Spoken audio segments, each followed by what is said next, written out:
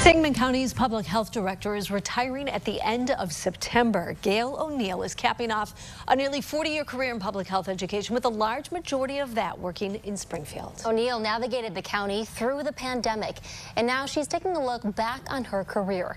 Our Capitol Bureau Chief Cole Hankey is live outside of the Sangamon County Department of Public Health. Cole, there were some interesting parallels throughout her career. That's right. Very early on in O'Neill's career, she was tasked with educating the public about the HIV outbreak. So when the COVID pandemic hit, she couldn't help but compare the two. I sat down with O'Neill this week to talk about her career, the COVID pandemic, and the lessons that she hopes the public remembers.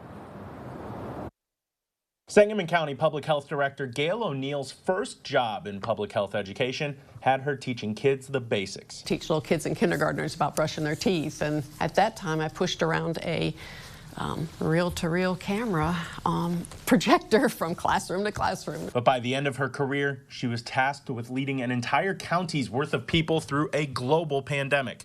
She was appointed as the Director of Public Health in Sangamon County in 2019, 1 year before COVID lockdowns began. Now, after 38 years in the field, she is 1 week from retirement. The nursing staff, the infectious disease staff, we kept talking about what happens if, this comes here. O'Neill's job typically has her working behind the scenes, but the pandemic made her one of the more recognizable public officials in the area. People now say, when we see Gail coming on the news, it's not a good sign. Hardly a day went by where people didn't see this Zoom shot on their TVs. She was tasked with translating the constantly evolving directives and advice from higher ups, and it was never easy. You get mixed messages. We might have told you one thing one day and then had to say something else the next, and that causes a little distrust in the community. But top doctors say it was invaluable having a well-known and trusted figure like O'Neill there to relay the latest information. What I saw from Gail is a willingness to go to the community again and again and again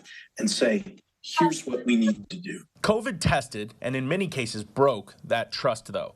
Frustrations with shutdowns, conspiracies about vaccines, and calls to defy from even the highest levels of government led to unprecedented amounts of distrust for medicine nationwide. O'Neill could feel that trust breaking, but it still surprised her when she saw so many people reject the vaccine. I mean,